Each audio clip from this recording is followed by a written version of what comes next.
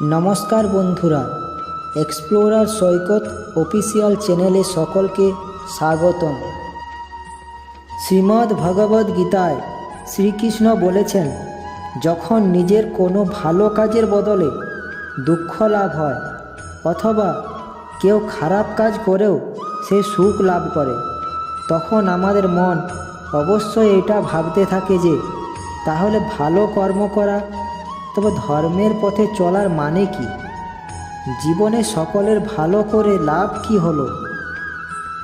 এই কথা আমরা সকলেই বলি বা কাউকে বলতে শুনেছি, কিন্তু আপনারা কখনো ভেবে দেখেছেন কি যে যারা খারাপ কাজ করে তাদের হৃদয় সবসময় চঞ্চল থাকে, সবসময় নানা কারণে বেকুল মন হয়ে থাকে, মনে সর্বদা নতুন নতুন সংঘর্ষ উৎপন্ন হয়, অবিশ্বাস তাকে সারা জীবন ধরে ছোটাতে থাকে।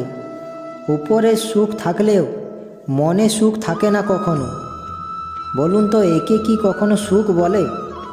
ভেবে দেখুন, যে ব্যক্তি ধর্মের পথে চলে, সর্বদা ভালো কর্ম করে, সৎ চরিত্রের ব্যক্তির হৃদয় সব সময় শান্ত থাকে।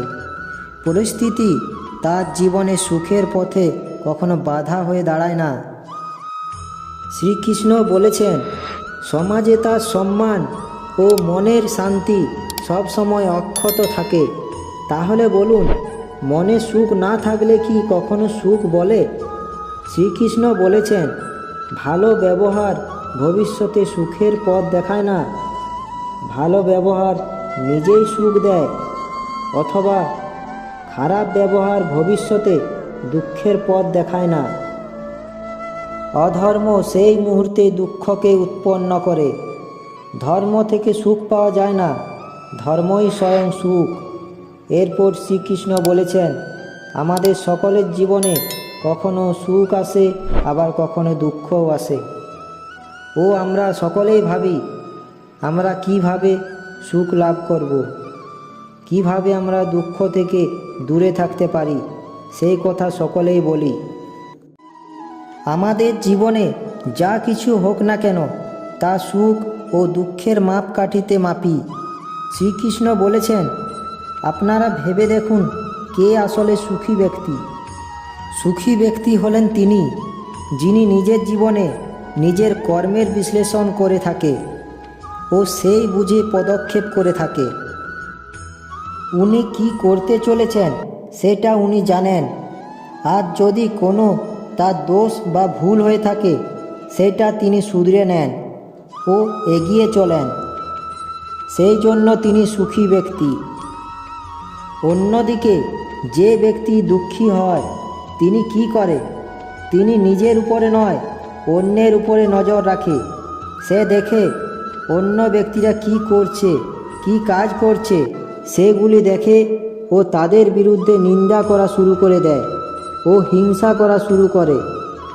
শ্রীকৃষ্ণ বলেছেন, সেই জন্য এরা দুঃখী ব্যক্তি হয়। আপনারা এই সংসারে অনেক ব্যক্তিকে দেখেছেন, তারা এই কারণে দুঃখী নন যে তাদের জীবনে দুঃখ আছে, তারা এই কারণে দুঃখ পায় যে অন্যের জীবন অনেক বেশি সুখের, এই ভেবে। এরপর শ্রীকৃষ্ণ বলেছেন, শেষ পর্যন্ত আপনাকে আপনার নিজের কর্মের উপরে মনোনিবেশ করতেই হবে, অন্যের প্রতি নয়। শুধুমাত্র একটা জিনিস যা আপনার নিয়ন্ত্রণে আছে, সেটি হলো আপনার কর্ম। তবেই আপনার জীবনে দুঃখ আসবে না। আশা করি শ্রীকৃষ্ণের বাণীটি শুনে আপনাদের ভালো লেগে থাকবে। শ্রীকৃষ্ণের বাণীটি যদি ভালো লাগে, একটি লাইক অবশ্যই করবেন ও এরকম ভিডিও দেখতে চ্যানেলটি সাবস্ক্রাইব করে পাশে থাকা বেল আইকনটি ক্লিক করবেন ও সকলের সঙ্গে ভিডিওটি শেয়ার করতে ভুলবেন না যেন।